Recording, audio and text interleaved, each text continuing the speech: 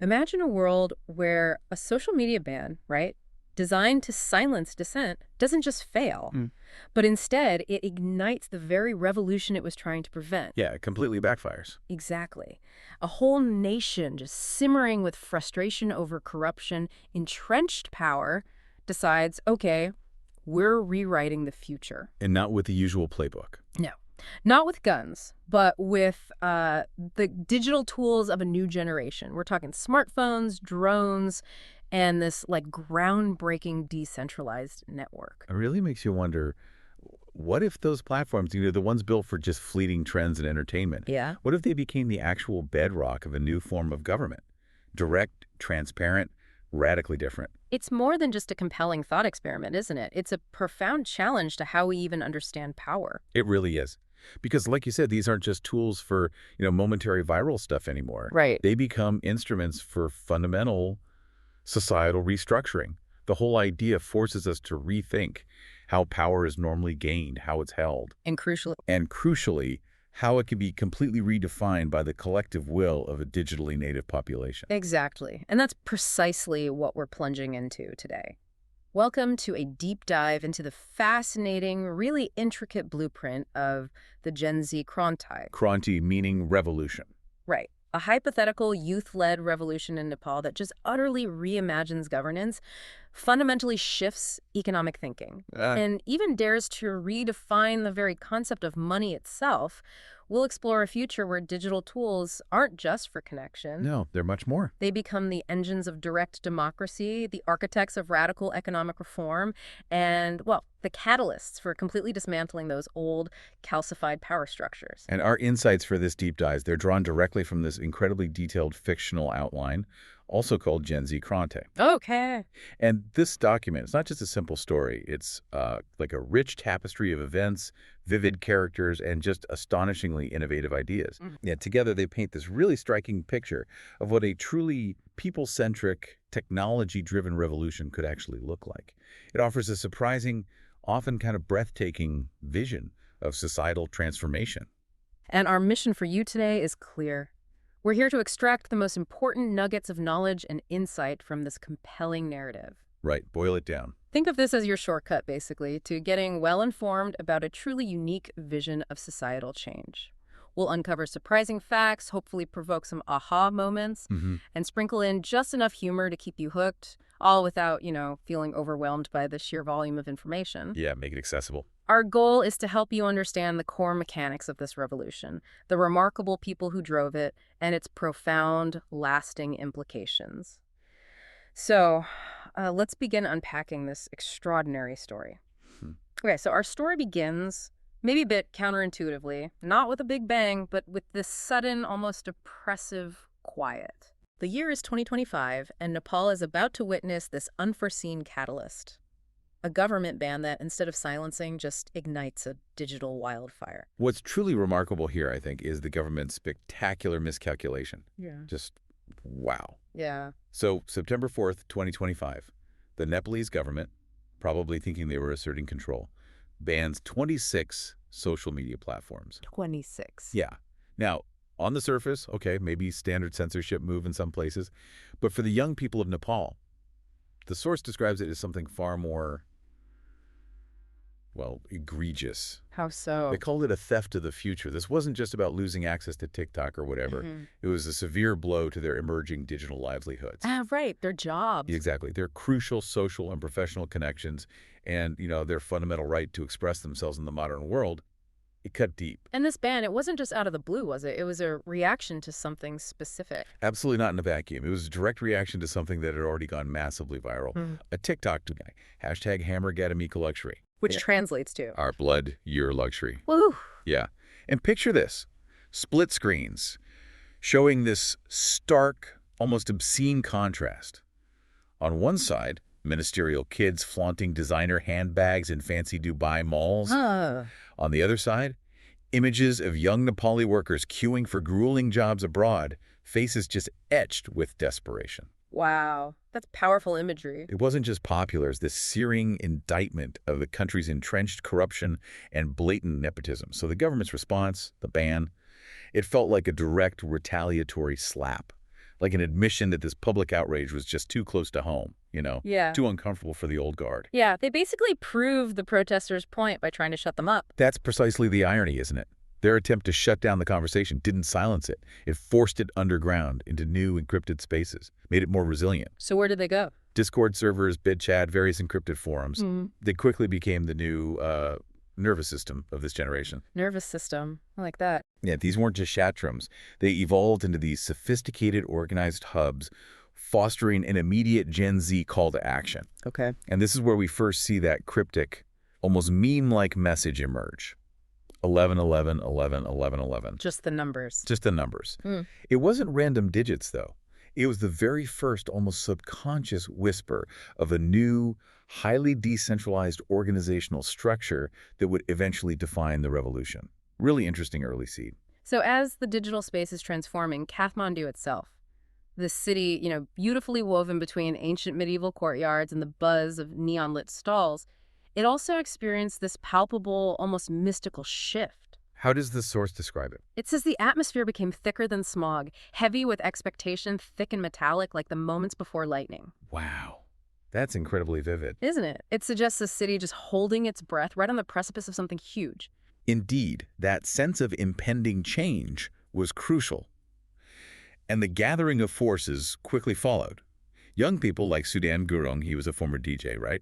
His skills now pivoted to organizing. Okay. And Ojaswi Raj Thapa, a prominent Instagram activist, they didn't hesitate. They swiftly began organizing meetups, probably in bustling internet cafes. Yeah, you can picture. With the hum of computers and the smell of instant noodles as their backdrop. And critically, this wasn't just some isolated local thing. No. The vast Nepali diaspora from Sydney, Doha, New York, they logged on, instantly connected, providing this immediate crucial layer of support, strategy, solidarity from all across the globe. Okay, now this next part is truly fascinating and frankly a bit unsettling maybe. The birth of reverse surveillance. Yes, this is a game changer. It wasn't just about knowing where the police were, it was about stripping away that anonymity, that impunity that power structures rely on, right? Exactly. This movement quickly weaponized technology in a way nobody really saw coming. Oh. Drones, once used for happy wedding footage. Right. Now repurposed for meticulously tracking police movements, mapping hideouts of political figures. Seriously? Oh, yeah. Teenagers, armed with just smartphones, were live streaming police chiefs' morning commutes, showing exactly where they lived, where they went. That's intense. And then these anonymous, chillingly specific messages start circulating, warning police families, if you fire on us, we won't hurt you, but your family won't find a roof in this valley anymore. Whoa! This tactic wasn't about physical violence. It was profound psychological warfare. It completely flipped the script. It shifted the balance of fear. Totally. Sowed such deep unease in police barracks that many units apparently just refused to deploy by dawn. It's an ingenious, ethically complex strategy. Made the oppressors feel totally exposed. It completely inverted the traditional power dynamics, didn't it? The surveillance state, usually the tool of the powerful, became the means for the people to hold them directly accountable, eroded their sense of invincibility. Absolutely. And this new defiance was further cemented by these powerful symbolic posters that just appeared across Kathmandu overnight. Oh, what did they show?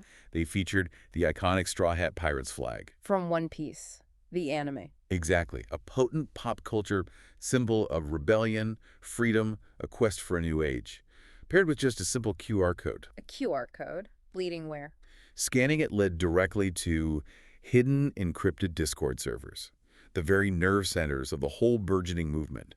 It was this brilliant, culturally resonant blend of pop culture and political defiance that spoke directly to that digital native generation. So all this digital ignition, this potent mix of outrage and reverse surveillance, it all culminates dramatically on September 8th, just days after the ban, the Medakar Mandala protests. Right. The source calls this day the morning of the flood. Yeah, tens of thousands of young people descended upon Medakar Mandala, that iconic traffic circle in Kathmandu. But this wasn't just another protest. No, it felt different. Totally. This was youth with earbuds in, blasting this eclectic mix of punk rock, Nepali rap, carrying flags that daringly mixed the traditional Nepali crimson with black pirate flags and, anime characters. Wow. It was this multisensory, globally broadcast assertion of identity and demands, A truly new kind of spectacle, unlike anything the nation had ever seen. You're right, it really transformed the very nature of protest itself.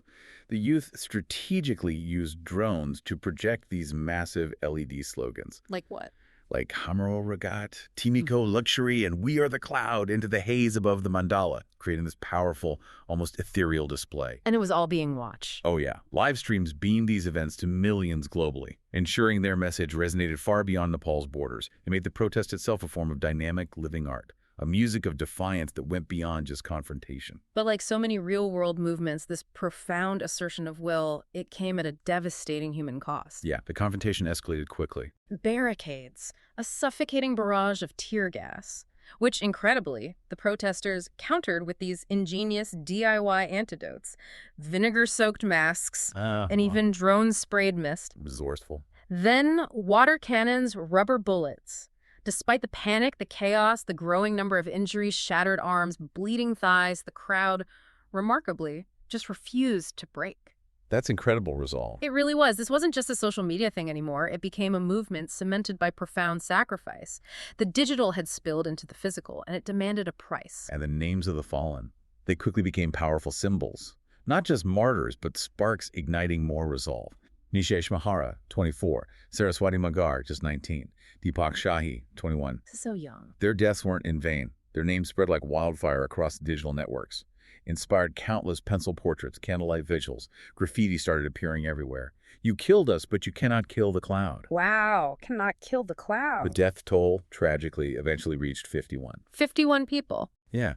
By evening, the government, sensing this irreversible shift in power and public sentiment, lifted the social media ban. The Home Minister resigned, his home already a blackened shell from targeted attacks. But it was too little, too late. Far too late. The chants, now sharper, more resolute, just resonated through the burning streets. No more resignations. Dissolve it all. Dissolve it all. Kathmandu, that night, burned with two distinct kinds of fire. The inferno of government buildings, symbols of the old order, and the flickering, defiant flames of vigils for the dead. It's an incredible testament, really, to the power of a digitally connected community. Makes you think how quickly that collective online consciousness can mobilize and organize such profound real-world action. It does. And for you listening right now, maybe consider the ethical implications of reverse surveillance. It's undeniably effective, right, in flipping those power dynamics. But what are the long-term societal risks of such pervasive citizen-led monitoring, even if it's aimed at corruption? That's a tough question. And what does it mean for a protest to become music or a renaissance? This multi-sensory, globally broadcast assertion of identity rather than just a confrontation. It's a powerful and, frankly, complex shift. #2. The collapse of the old guard and the dawn of digital governance, September 9-12, 2025.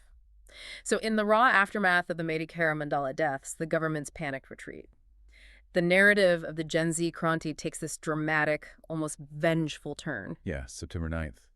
Our source describes it as a day of vengeance, a furious response to the blood that was spilled. And that shift from grief to this burning desire for accountability, it's critical to understanding what happens next, isn't it? Absolutely. This is where we see the systemic dismantling of the old guard, not just physically, but symbolically. How so? Singh Gurdwara, the Grand Government Complex, and the Supreme Court, twin bastions of state power, stormed and set ablaze. Wow. Residences of powerful, long-standing politicians.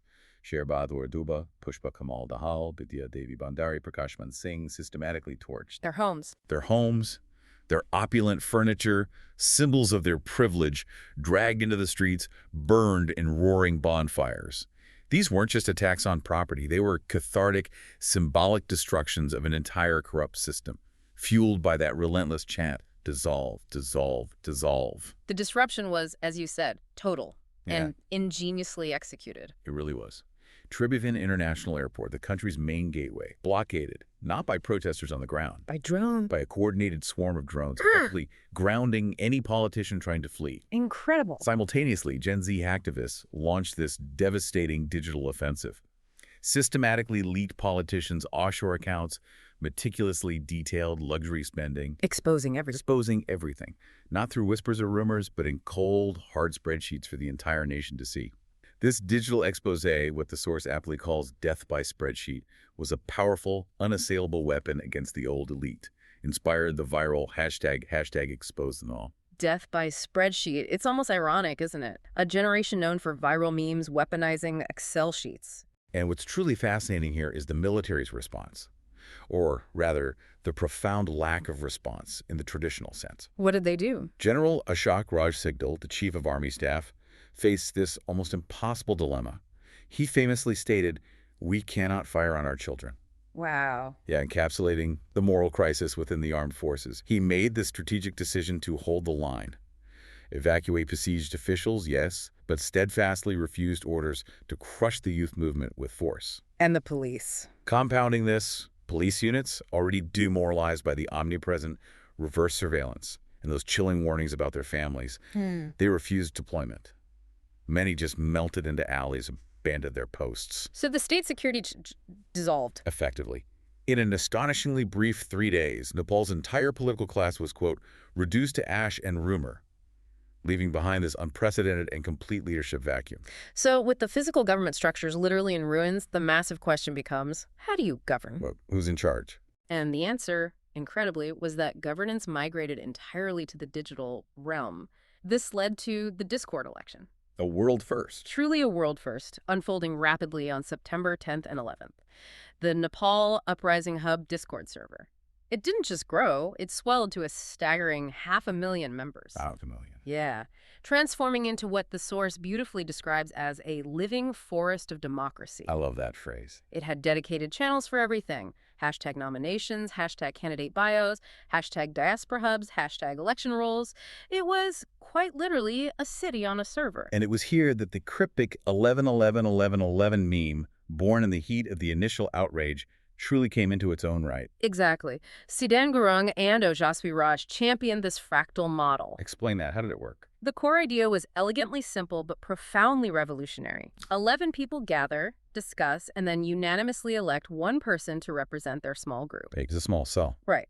Then this process repeats across layers, creating this self-replicating, hierarchical, but fundamentally accountable structure spanning all of Nepal. And the diaspora, too.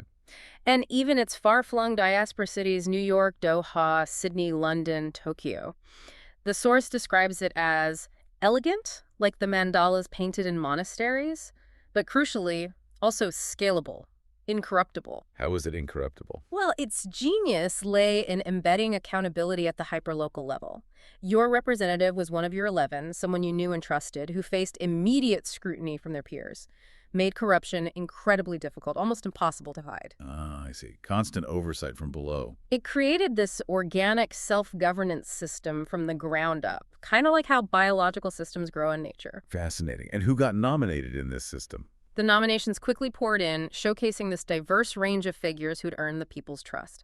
Balendra Shah, the popular rapper turned mayor. Okay, heard of him. Kulman Gesing, revered for ending Nepal's chronic load-shedding crisis. The energy guy. Harkaraj Rai, a dedicated climate warrior. Oh. Uma Shankar Prasad, an economist known for his radical visionary ideas. And Sushila Karki, a former Chief Justice, deeply respected, affectionately known as Naya Amma, Mother Justice. Mother Justice, nice. A dedicated Discord Parliament voice channel with nearly 100,000 listeners tuned in, hosted concise 90-second speeches from the nominees. It was raw, immediate democracy. 90 seconds. Wow. Get to the point. And the voting. How did that work digitally? The voting itself was truly groundbreaking. Anonymized to protect individual choices, but every single vote, every outcome, publicly logged onto a blockchain. Blockchain. So like a massive, unchangeable digital ledger. Exactly. Once a vote was recorded, it was there forever, verifiable by anyone, but without revealing who passed which vote. So zero room for manipulation. Zero. Stark contrast to the opaque systems of the past, and it immediately built this unprecedented level of trust. And the diaspora voted too. Significantly, yes. Diaspora zones participated actively, their votes integrated, reflecting their newly acknowledged role in the nation's future. So who won? After the counts, Sushila Karki, Mother Justice, was elected interim prime minister with 56% of the vote, narrowly defeating Uma Shankar Prasad. CNN, in a historic broadcast, called it the first Discord government. The first Discord government. History made. On September 11th, Sushila Karki accepted the monumental task. Not for herself, she said, but for the generation that burned and bled. Promising to serve until a new, people-created constitution was born. And her declaration. Clear. I am the bridge, not the destination. Powerful. The bridge, not the destination. So election done. Focus immediately shifts to forming the first digital cabinet, implementing a people's audit, all through the same digital architecture. All on Discord. All on Discord, channels became the assembly hall, publicly selecting the first interim ministers, a young doctor for health, respected professor for education, brilliant coder for technology, diaspora economist for finance, visionary filmmaker for culture. Chosen how? Not in backroom deals, but in public by hundreds of thousands, visible to the world. A complete overhaul of ministerial appointments. And this radical transparency extended to actual government operations. Directly.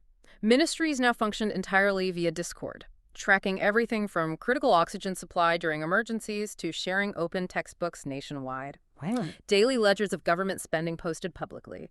Even commissions for new murals on charred walls decided in the open. This governing in the open was described as exhilarating and brutal, demanded constant accountability. Brutal transparency. I like that. And the people's audit. Then, September 16th, the new finance minister unveiled the first people's audit. A massive, damning spreadsheet projected on drones high above Tendikal, Kathmandu's ceremonial ground. Projected on drones. Yeah. Seriously. Yeah. Laid bare years of corruption, millions spent on luxury cars for politicians, billions siphoned into personal accounts. This was, truly, death by spreadsheet for the old elite. Inspired a new wave of digital activism. #expose them all. The revelations were just undeniable, publicly verifiable. Incredible. It's truly a unique model. Makes you wonder, how does this fractal democracy fundamentally differ from our traditional representative systems? Yeah, it's a big question. What do you think are the most significant advantages and maybe the unforeseen disadvantages of such radical transparency in governance? Trust is a big advantage, maybe vulnerability a disadvantage. And can a state truly function, maintain stability long-term, without the traditional organizing force of political parties, especially facing complex national and international challenges? Okay, so Nepal moves past the immediate chaos of the revolution. A new phase begins, cautious rebuilding. Our source material aptly calls this the calm before the next storm. Right, a moment for reflection and, crucially, for consolidation. That's a keen observation, because even with the interim government in place, this fragile peace settles over Kathmandu. The city starts cleaning up, new murals honoring fallen friends appear everywhere. But underneath? Yet beneath the surface calm, a subtle discontent starts to grow. Many felt that despite the digital election, real systemic change felt stalled. The initial momentum hitting reality. And in the shadows, remnants of the elite politicians, those who hadn't fled or been jailed, were already regrouping, whispering about restoring order, the source says, and maybe their own power. Always waiting in the wings. And it was in this uneasy calm that the Matrix of 11, that initial cryptic meme, began to truly consolidate its power and purpose. The 11-11-11 structure. Yeah, it wasn't just a protest tool anymore. It transformed into this serious living fractal of organization, became the very nervous system of the new society. How did it spread? It spread relentlessly, self-replicating faster than political parties could react, establishing deep roots across Nepal and its diaspora cities. Crucially, encrypted voting nodes connected every Nepali abroad, making them not just observers but integral lawmakers. Their voices always part of the national discourse. That consolidation was a crucial turning point, wasn't it? It reflected a growing, deeper hunger for permanent foundational change. Exactly. And Umashankar Prasad, the economist who narrowly lost the interim PM election. Right, to Sushila Karki. He now openly embraced the matrix, called it Gyan Tantra made real, knowledge governance or wisdom rule. He envisioned it as the permanent scaffolding for a truly meritocratic Nepal, explicitly linked it to his radical Kalkiism ideals. Kalkiism? What's that about? A philosophy rooted in ending corruption, ensuring equality, and guaranteeing jobs for every citizen. It shows how quickly a profound underlying philosophy can gain traction when people are hungry for a new direction, moving beyond just protest to a vision for a better future. Got it. A philosophical underpinning. This philosophical bedrock then paved the way for a truly revolutionary document, the interim constitution, meticulously drafted between December 2025 and January 2026. How they draft it. Prasad didn't waste time. Immediately launched the #Interim Constitution Discord channel, declared it boldly, the world's first constitution written in the cloud, by the people, for the people, visible to the people. Written in the cloud.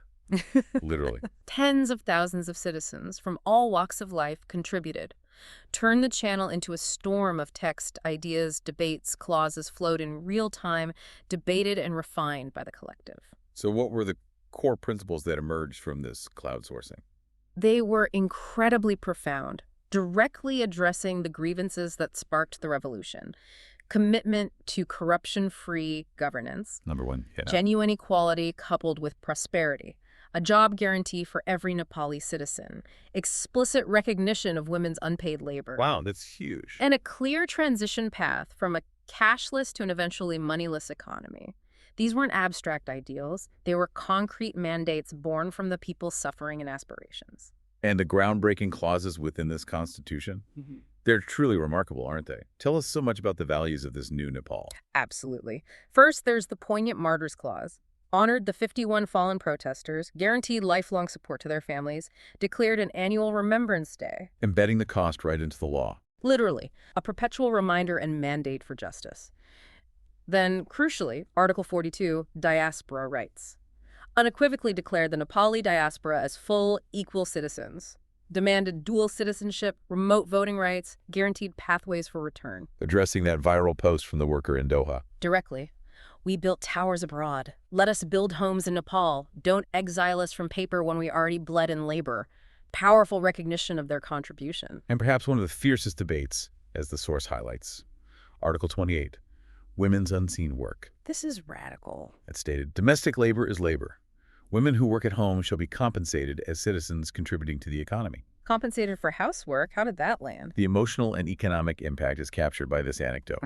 An elderly grandmother in Kirtipur holding her very first payment slip for her lifetime of unseen work, crying out, all my life I worked unseen, today the nation saw me. Wow, chills. It wasn't just a policy, it was a fundamental redefinition of economic value, bringing women's immense, often invisible, contributions into the light. Absolutely. And Article 50, the Environment Clause, further showed this long-term holistic vision. What did it say? Declared the environment sacred, granted future generations the inherent right to clean air, water, soil, and crucially deemed exploitation beyond sustainability is treason. Treason, strong language. It's a constitution with a vision for the planet itself, not just its people.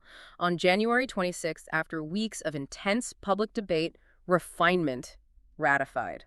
92% approval. 92%, that's incredible consensus. A massive drone swarm projected the preamble in glowing letters across Kathmandu's night sky, the full document uploaded to blockchain, immutable, transparent, accessible to every phone.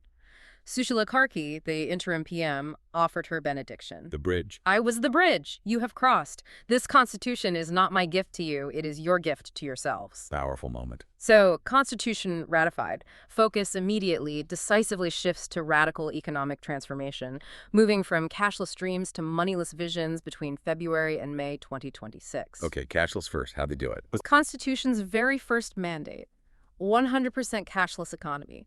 QR codes rapidly became ubiquitous. Street vendors, national businesses everywhere. February 1st, a deeply symbolic bonfire of old banknotes in Tendikel. Public declaration, cashless, clean. Why clean? It wasn't just about efficiency or modernity. It was a deliberate, powerful act to dismantle the cash-based corruption that had plagued the country. Ensure every transaction was trackable, transparent, cut off the old ways. Makes sense. Follow the digital money. This paved the way for a full-blown economic revolution. All existing banks nationalized, merged into the People's Bank of Nepal. All ledgers, all transactions publicly recorded on a transparent blockchain. All of them. Wow. Critically, zero interest rates implemented on all loans, turning predatory debt traps into genuine lifelines for farmers, students, small business owners. Zero interest. That's huge. And the implementation of Article 28, the Women's Compensation Clause, regular monthly payments for domestic labor, verified not by some distant bureaucracy, but by trusted neighborhood circles. Neighborhood circles verifying.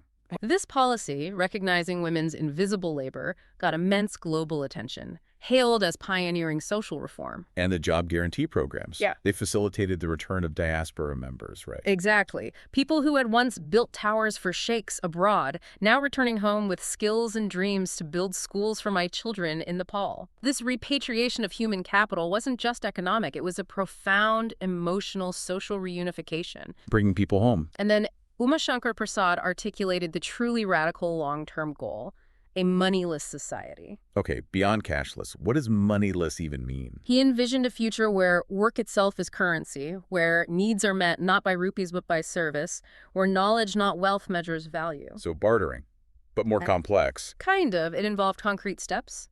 Community credit systems, direct exchange crops for healthcare, coding for housing credits, childcare hours as currency, a fundamental reimagining of value, moving from abstract financial instruments to tangible human contribution. That is profoundly different. How did the world react?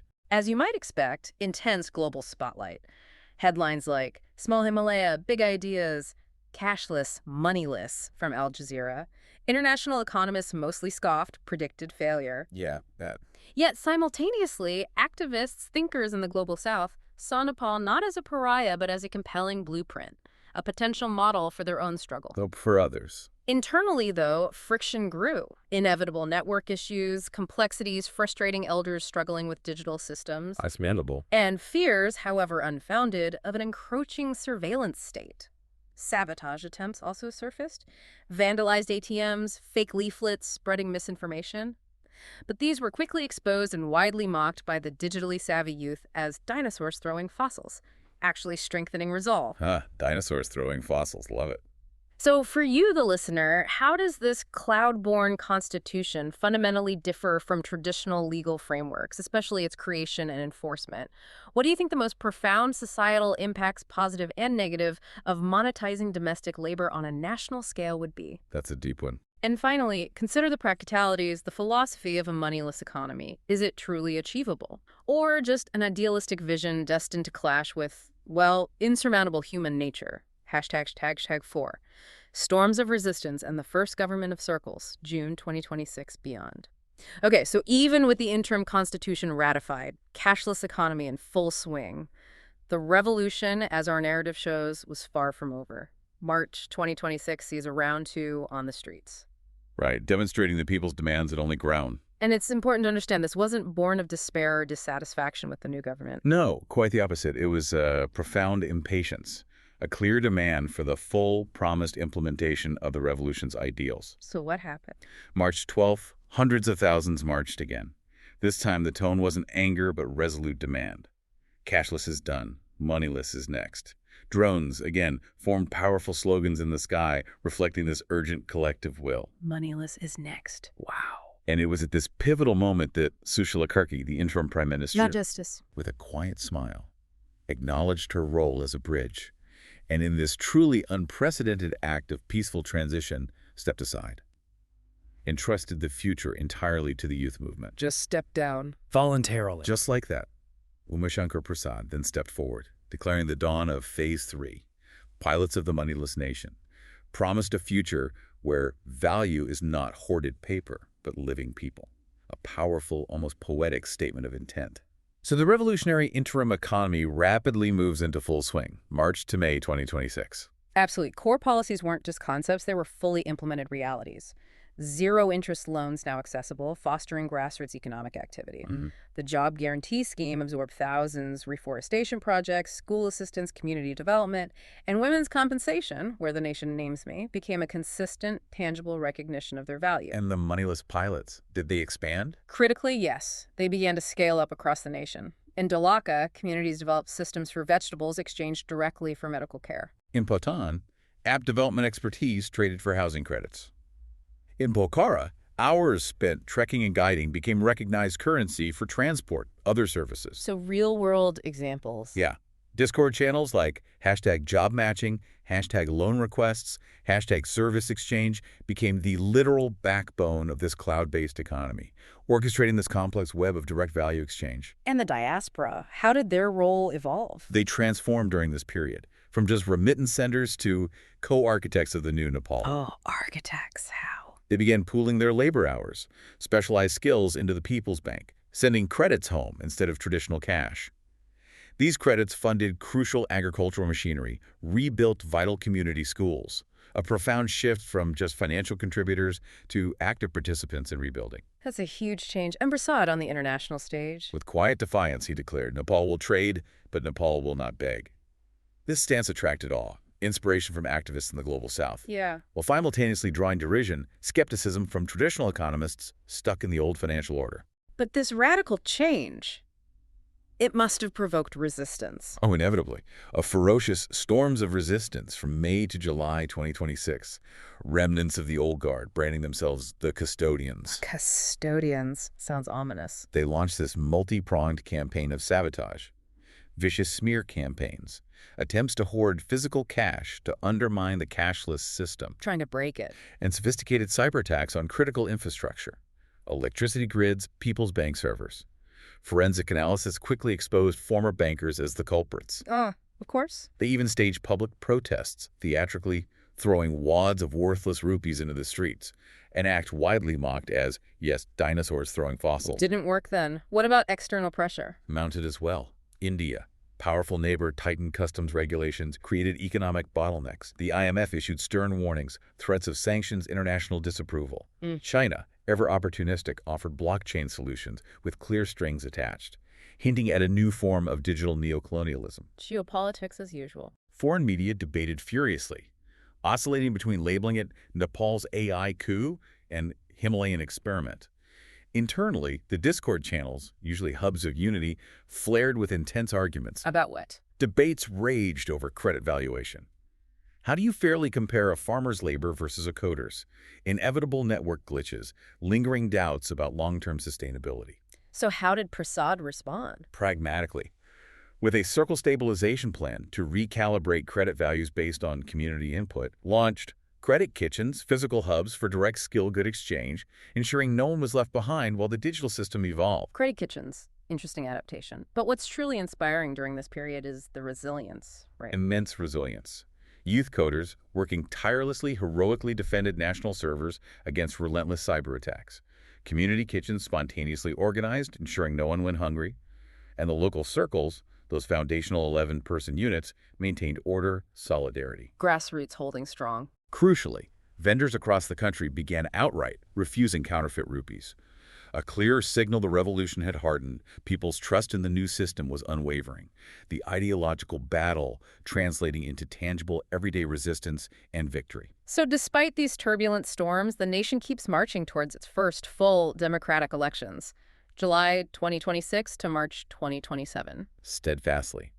New Discord channels, hashtag election roadmap, hashtag candidate selection, hashtag diaspora ballots created, forming the world's first fully digital election commission. Wow. The circle method of candidate selection rigorously implemented, ensuring local circles, the true heart of the democracy, nominated delegates directly. And the diaspora finally got their full rights. For the very first time in Nepal's history, truly enfranchised, actively campaigned, organized, prepared to vote en masse, eventually gained their own dedicated chamber in the new government with binding power, a significant historic recognition of global citizenship. How did they ensure the election was secure? Against sabotage, a secure voting platform, Election Cloud, was deployed, featured biometric logins, blockchain-secured diaspora nodes, ensured the integrity of every single vote. Throughout this, Umashakar Prasad maintained strict neutrality, famously refused to lead any party. Why?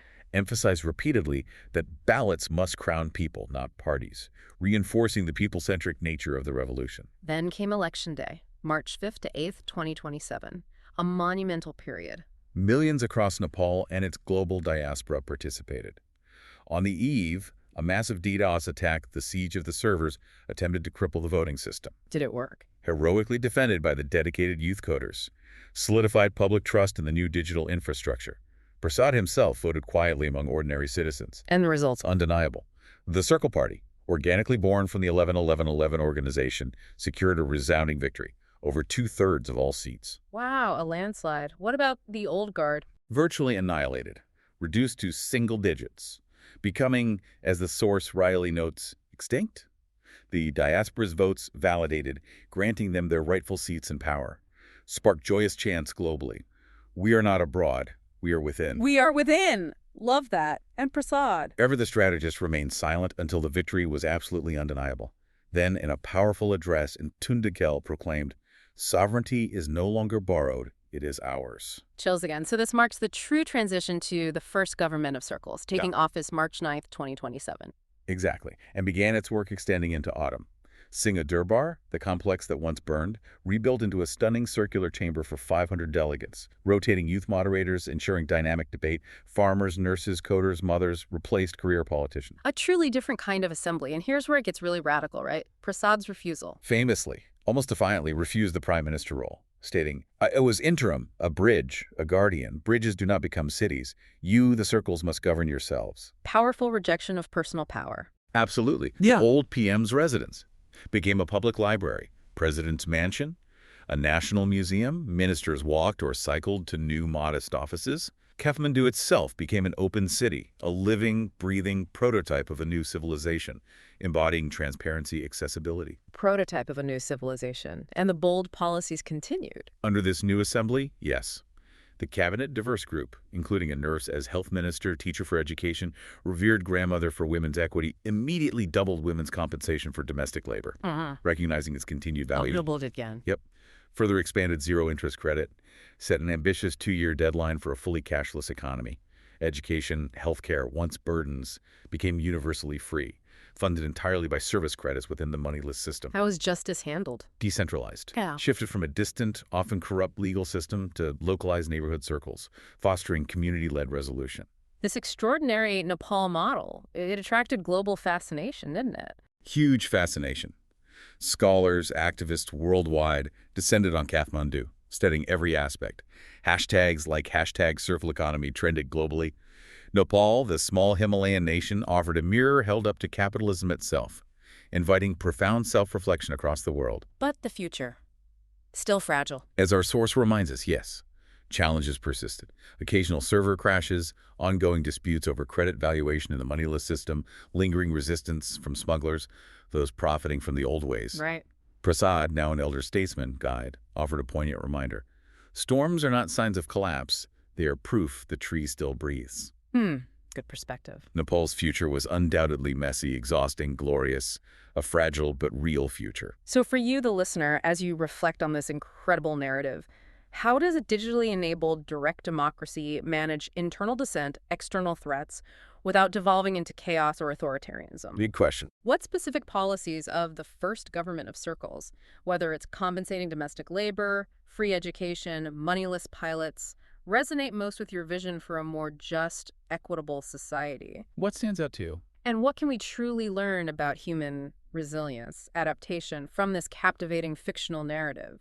#outro. So from a social media ban sparking outrage to the meticulous crafting of a cloud-born constitution, Yeah. and then this monumental task of building a moneyless economy, Nepal's Gen Z Kranti really presents a breathtaking vision, doesn't it? Truly breathtaking, a nation utterly transformed by its youth. We've seen how digital tools fostered unprecedented transparency, how that matrix of 11 decentralized power right down to the grassroots, and how radical economic policies like guaranteed jobs and compensation for women's unseen labor fundamentally redefine societal value. It's a narrative that challenges every conventional understanding of governance and economics we have. Indeed. The journey of the Gen Z Kranti within our deep dive leaves us with this really provocative question, one that resonates deeply with any pursuit of lasting transformative change. Which is? The question, as the narrative concludes, was no longer, can we build it? They proved they could. The question that truly lingered was, can we keep it alive? Sustainability. The hard part. As you reflect on this extraordinary hypothetical future, we invite you to consider what elements of Nepal's digital revolution you find most inspiring, maybe most challenging, or perhaps most plausible. Yeah, what sticks with you? What lessons from this prototype of a new civilization might hold profound relevance for our own world? As we grapple with the very real challenges of information overload, intense political polarization, widening economic inequality. It's a powerful narrative, isn't it? Encourages us all to imagine what's truly possible.